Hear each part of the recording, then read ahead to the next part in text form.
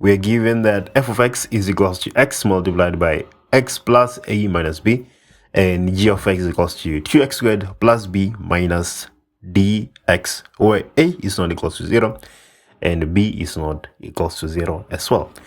So if x minus a is a factor of f of x and x minus b is a factor of g of x, prove that d minus 1 is equals to 4a squared.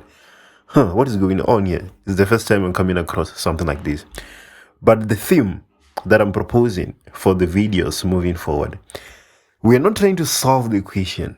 We're just playing around with the math and finding the answer by mistake. So how do we do that? Here's an example.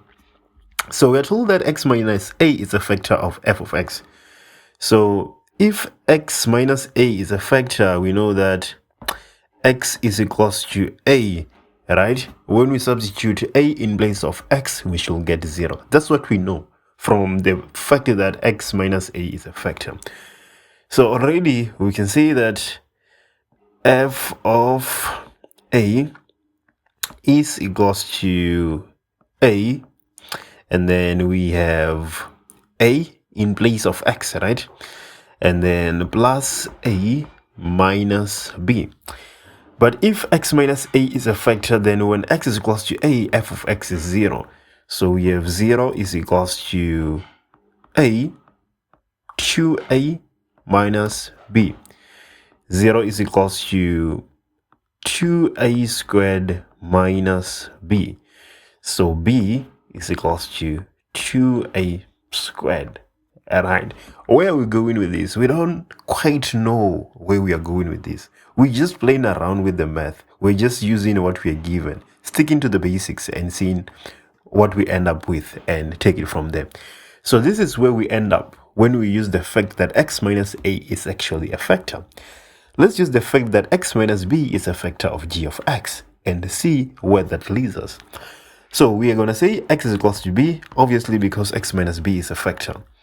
So g of b is equals to 2b squared plus b. We're substituting b in place of x, right? Minus db. But if x minus b is a factor, then g of b should be equals to 0. So we get 2b squared plus b minus db. This is where we end up when we use the fact that x minus b is a factor. So we have not tried to answer the question. We are not yet thinking about how we can actually answer this question and show that d minus 1 is equals to 4a squared. We have just played around with the given information, just the ideas. And now that we are here, we can maybe, just think a little bit. Where do we go from here? So we want d minus 1. That's what we want. So from b is equals to 2a squared and this equation that we have here, how can we end up with d minus 1? That's the only thing that we maybe need to think about. Okay, let's take this to the left hand side. If we do that, we're gonna get db minus b being equals to 2b squared, and we are done. Why do I say so? We can take b as a common factor. We are going to be left with d minus 1, and this is equals to 2b squared. And then d minus 1 is equals to 2b, right? When you divide both sides by b. So we know that in place of b, when we substitute 2a squared, we shall get 4a squared, because that's what we're trying to prove, and this is where we have ended up. So in place of b, we substitute 2a squared because we know that b is equals to 2a squared. So d minus 1 is indeed equals to 4a squared. So there we go.